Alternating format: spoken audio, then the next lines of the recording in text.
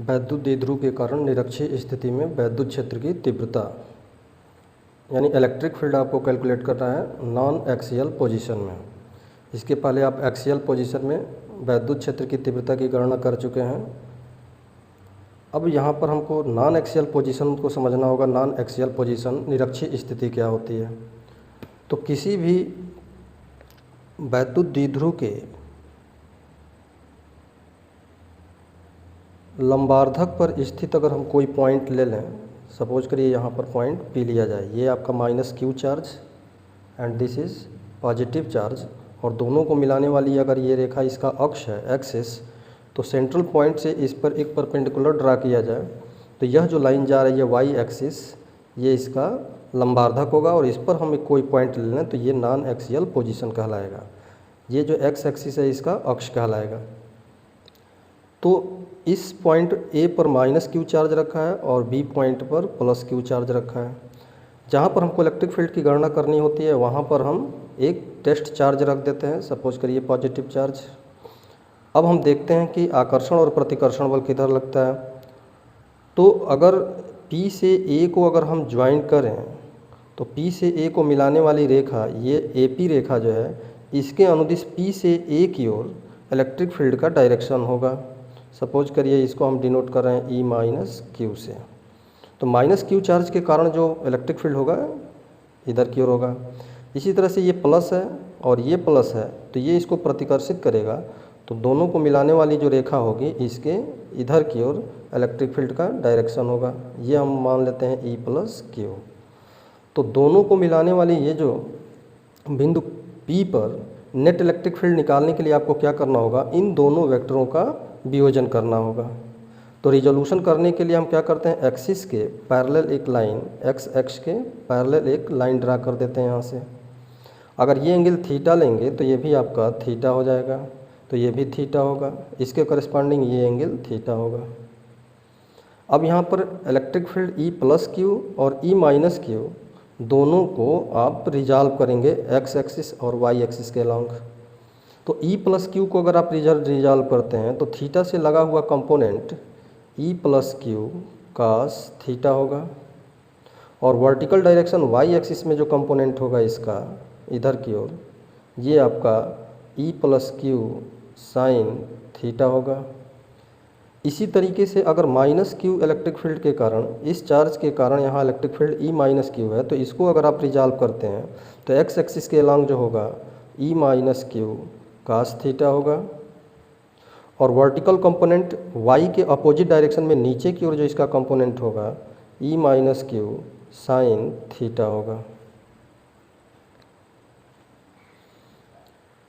अब अगर देखें तो E plus q sine theta और E minus q sine theta दोनों इक्वल और अपोजिट होंगे। इक्वल और अपोजिट होने के कारण ये दोनों एक दूसरे को न्यूट्रलाइज कर देंगे, तो इलेक्ट्रिक फील्ड केवल बच जाएगा एक्स एक्सिस के अलॉन्ग यानी माइनस एक्स डायरेक्शन में। इसका मतलब हुआ कि एक डाइपोल के कारण इलेक्ट्रिक फील्ड उसके निरक्षीय स्थिति में किस डायरेक्शन में होता है, तो उसके अक्ष यानी अगर ये इसका एक्सिस है तो उसी के पैरेलल होगा, लेकिन पॉजिटिव से निगेटिव की ओर होगा। अगर इस डाइपोल का डायरेक्शन देखें तो माइनस क्यू से प्लस क्यू चार्ज की ओर मिलाने वाले लाइन के अनुदिश इधर की ओर P का डायरेक्शन होता है डाइपोल मोमेंट का। तो डाइपोल मोमेंट के अपोजिट डायरेक्शन में इलेक्ट्रिक फील्ड होगा यहाँ पर P पर और इसके एक्सिस के पैरेलल। अब हमको इलेक्ट्रिक फील्ड की गणना करनी है, तो यहाँ पर आपको इसका डाइपोल मोमेंट अगर दिया तो सेंटर से A और सेंटर से B का डिस्टेंस पूरा जो है 2a अगर कंसीडर करते हैं तो यहाँ से ये जो डिस्टेंस होगा आपका स्मॉल a होगा, O से A तक की दूरी और O से B तक की दूरी। तो अब हम फिगर से देखते हैं, तो O से A या O से B का डिस्टेंस जो होगा वो स्मॉल a होगा। O से P का डिस्टेंस जहाँ पर हमको इलेक्ट्रिक फील्ड की गणना करनी है, O से P वो आपको दिया होगा x, ये गिवन होगा, दिया हुआ है। हमको इलेक्ट्रिक फील्ड की गणना करने के लिए A से P और B से P की दूरी चाहिए। तो AP हो या BP दोनों की वैल्यू सेम होगी और इसकी वैल्यू हो जाएगी इस राइट एंगल ट्रायंगल से, समकोण त्रिभुज से, √a² प्लस x²। अब देखिए माइनस क्यू और प्लस क्यू दोनों चार्ज इक्वल हैं, बस अपोजिट नेचर के हैं, एक पॉजिटिव है तो एक निगेटिव। और p का डिस्टेंस, दोनों दूरियां आपस में बराबर हैं, तो दोनों दूरियां बराबर होने के कारण, चार्ज बराबर होने के कारण E प्लस क्यू और E माइनस क्यू दोनों इलेक्ट्रिक फील्ड इक्वल होंगे। तो E प्लस क्यू हो चाहे E minus Q, E plus Q का मतलब प्लस क्यू के कारण इलेक्ट्रिक फील्ड, और E माइनस क्यू का मतलब माइनस चार्ज के कारण इलेक्ट्रिक फील्ड, दोनों आपस में इक्वल होंगे। और इसकी वैल्यू कितनी हो जाएगी, तो फार्मूला आप जानते हैं 1/4 पाई एप्सिलॉन 0 आवेश की मात्रा Q और दूरी, तो दूरी कोई आप ले सकते हैं यहाँ से यहाँ तक, AP का स्क्वायर हो जाएगा। अगर इसकी वैल्यू सब्स्टिट्यूट करते हैं तो 1/4 पाई एप्सिलॉन 0 Q रूट में x square plus a square हो जाएगा, और इसका स्क्वायर तो रेडिकल साइन हट जाएगा, तो ये हम हटा दे रहे हैं, तो x square plus a square हो जाएगा, AP स्क्वायर है। तो इलेक्ट्रिक फील्ड हमको मिल गया P पर। अब नेट इलेक्ट्रिक फील्ड कितना होगा, तो अगर vertical component E plus Q तथा E माइनस क्यू के जो वर्टिकल कंपोनेंट हैं, वर्टिकल कंपोनेंट माने y एक्सिस के, वर्टिकल कंपोनेंट एक दूसरे को निरस्त कर देते हैं,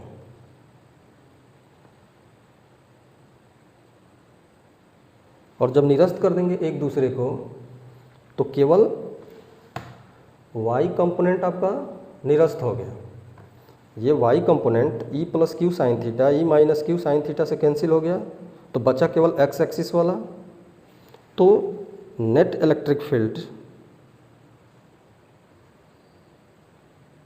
एट P कितना हो जाएगा, तो वैद्युत क्षेत्र एक वेक्टर क्वांटिटी है, तो लिखेंगे वेक्टर E कुल तीव्रता इक्वल प्लस क्यू और माइनस क्यू दोनों चार्जों के कारण इलेक्ट्रिक फील्ड का सदिश योग करेंगे, वेक्टर सम। अब यहाँ पर E प्लस क्यू और E माइनस क्यू की अगर गणना करनी है तो नेक्स्ट इलेक्ट्रिक फील्ड कितना हो जाएगा E के लिए, तो वेक्टर साइन जब हटेगा तो केवल x एक्सिस वाला बच जाएगा, तो E plus q cos theta and E minus q, ये जो है आपका केवल सिंबल है माइनस क्यू, तो माइनस क्यू के कारण इलेक्ट्रिक फील्ड और कास थीटा हो जाएगा, इन दोनों का सम हो जाएगा क्योंकि दोनों वेक्टर एक ही डायरेक्शन में है। अब हमको सिंप्लीफाई करना है, तो E प्लस क्यू और E माइनस क्यू यहाँ देखिए दोनों सेम है, और कितना है 1/4 पाई एप्सिलॉन 0 क्यू अपन इतने के। तो नेट इलेक्ट्रिक फील्ड E की वैल्यू कितनी हो जाएगी, तो E प्लस क्यू और E माइनस क्यू सेम है, तो हम लिख सकते हैं E plus q cos theta and also E plus q cos theta, दोनों सेम है, तो माइनस क्यू की जगह पर प्लस क्यू रख सकते हैं, दोनों इक्वल हैं, तो यहाँ हो जाएगा 2E plus q cos theta. अब इस इक्वेशन फर्स्ट में इलेक्ट्रिक फील्ड और कास थीटा इस समकोण त्रिभुज से दोनों की वैल्यू रख करके नेट इलेक्ट्रिक फील्ड की गणना आपको करनी है। अब हम इक्वेशन फर्स्ट में इलेक्ट्रिक फील्ड और कास थीटा की वैल्यू रखते हैं। यहाँ पर इलेक्ट्रिक फील्ड की जो वैल्यू है 1/4 पाई एप्सिलॉन 0 है, तो from equation first electric field E के लिए हो जाएगा E प्लस क्यू की वैल्यू है 1/4 पाई एप्सिलॉन 0 क्यू अपान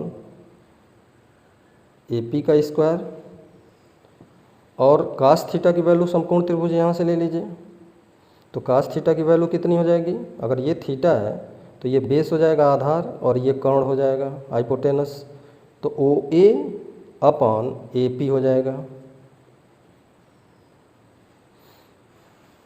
ये 2 टाइम्स है, तो 2 1/4 पाई एप्सिलॉन 0 क्यू हो गया, AP क्यूब हो जाएगा, OA और AP पर क्यूब, दोनों की वैल्यू रख दिया जाए तो 1/4 पाई एप्सिलॉन 0 2Q को हम एक साथ कर देते हैं।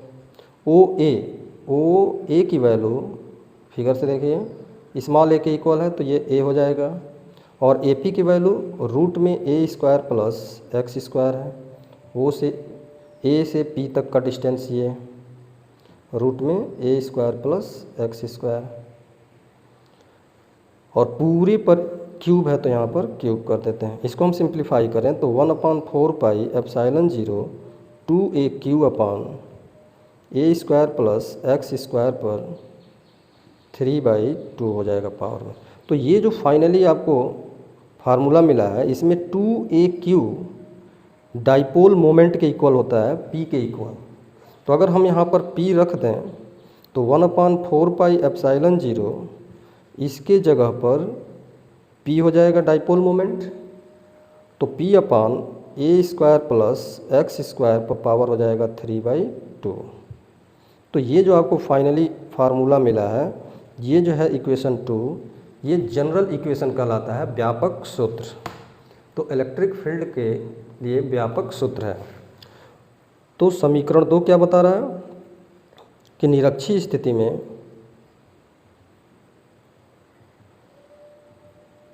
इलेक्ट्रिक फील्ड को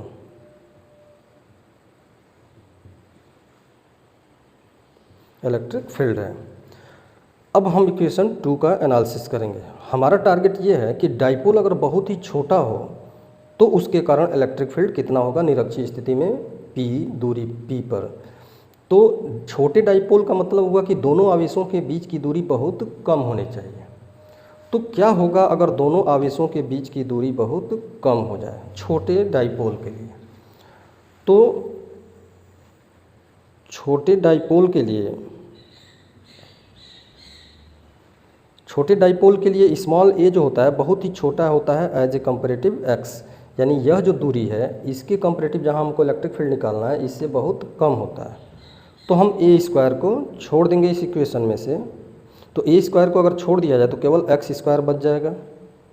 तो समीकरण 2 से आपको मिलेगा electric field E equal 1/4 pi epsilon 0 p है तो p आ गया अपान a² को छोड़ देना है तो x² बच जाएगा और पूरे पर पावर 3/2।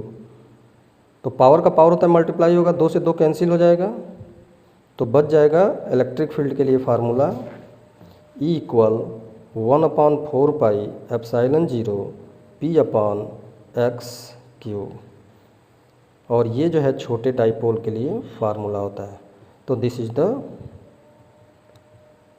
Required formula.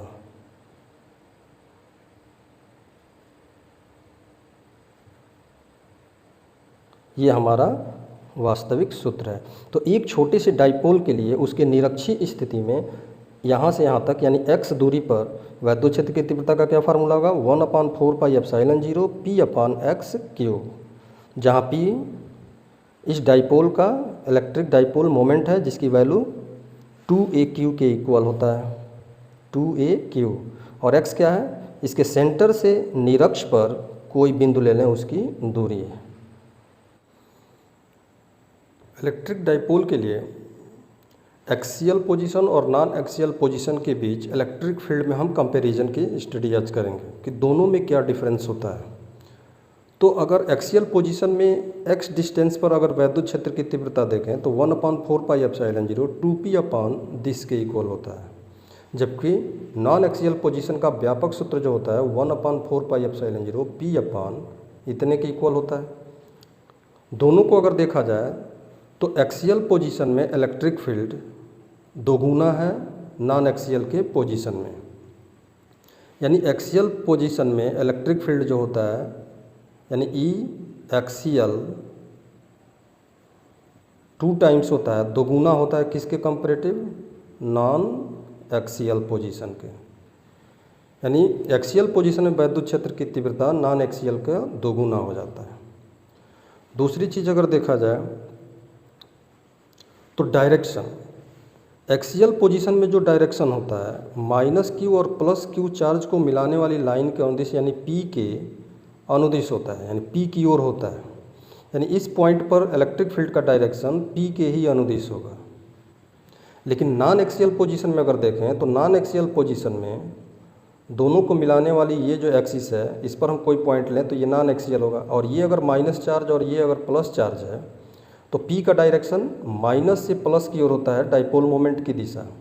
तो इसके अपोजिट डायरेक्शन में इधर की ओर होगा इलेक्ट्रिक फील्ड का डायरेक्शन। तो नॉन एक्सियल पोजीशन में P के पैरेलल तो होता है लेकिन अपोजिट डायरेक्शन में होता है, जबकि यहाँ पर P की दिशा में ही होता है। तीसरा अगर कंपेयर देखा जाए, थर्ड, तो इस केस में अगर हम एक डाइपोल के से बहुत अधिक दूर चले जाएं, सपोज करिए कि ये माइनस क्यू और ये प्लस क्यू चार्ज है और इसके अक्ष पर इसके सेंटर से हम बहुत अधिक दूरी पर अगर वैद्युत क्षेत्र की तीव्रता निकालते हैं, तो इस केस में यह जो डाइपोल है ए बहुत छोटा हो जाता है एक्स की तुलना में। ये जो एक्स है जहाँ हम वैद्युत क्षेत्र की तीव्रता निकालना चाहते हैं, इसकी दूरी डाइपोल के बीच की दूरी की तुलना में बहुत अधिक होता है। तो अगर यक्स बहुत अधिक है ए से, तो ए स्क्वायर को अगर छोड़ दिया जाए तो फार्मूला कन्वर्ट हो जाता है E = 1/4 pi epsilon 0 2p/x cube के इक्वल हो जाता है, जो आप पहले से जानते हैं। इसी तरह से नॉन एक्सियल पोजीशन में अगर x की दूरी बहुत अधिक है, ये x दूरी a की तुलना में यहाँ से यहाँ तक, तब इलेक्ट्रिक फील्ड का फार्मूला हो जाएगा 1/4 पाई एप्सिलॉन 0 p/x क्यूब। तो ये छोटे डाइपोल के लिए ये फार्मूला होता है नॉन एक्सियल पोजीशन में और ये होता है एक्सियल पोजीशन में। अब अगर देखा जाए कि अगर डाइपोल के आसपास हम इलेक्ट्रिक फील्ड की गणना करना चाहते हैं, डाइपोल के आसपास मतलब कि अगर माइनस क्यू चार्ज ये है और प्लस क्यू चार्ज ये है और दोनों के सेंट्रल पॉइंट O बीच वाले बिंदु के आसपास, सपोज करिए यहाँ पर एक हम P ले लें बिंदु, तो यहाँ पर अगर तीव्रता की गणना करनी हो तो यह दूरी x मानी जाएगी। तो यह जो दूरी x है डाइपोल के बीच की दूरी के कंपैरेटिव बहुत कम हो जाएगा। तो केंद्र के आसपास वैद्युत क्षेत्र अगर देखना है तो इस केस में x अब छोटा हो जाएगा a की तुलना में। O से इसकी दूरी या O से प्लस Q की दूरी a होती है, तो इसकी तुलना में x बहुत छोटा हो जाएगा। तो यहाँ अब x स्क्वायर को छोड़ देंगे, तो x स्क्वायर को अगर छोड़ते हैं तो डाइपोल के व्यापक सूत्र से आपको फार्मूला मिलेगा E = 1/4 पाई एप्सिलॉन 0 2p अब x को छोड़ना है तो a² पर 3/2 हो जाएगा। x को अगर छोड़ दिया जाए व्यापक वाले सूत्र में से तो आपको इक्वेशन मिलेगा 1/4 पाई एप्सिलॉन 0 2p/a क्यूब हो जाएगा।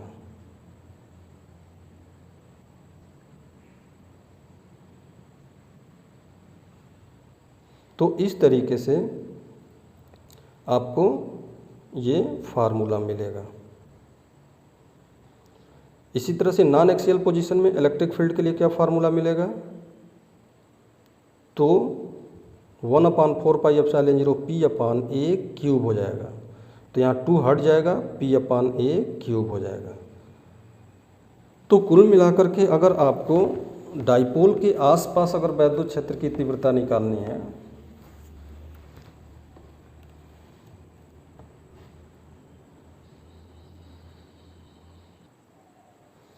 तो छोटे डाइपोल के लिए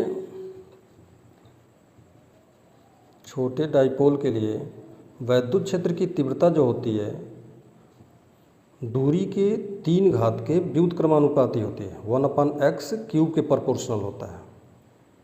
जबकि बड़े डाइपोल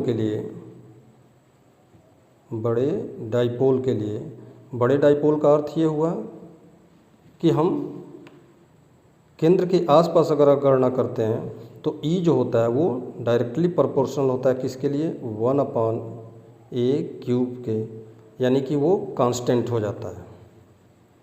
तो बड़े डाइपोल के लिए अगर आपको लेना है तो E प्रोपोर्शनल होगा 1/x² प्लस a² पर 3/2 के अनुक्रमानुपाती होगा।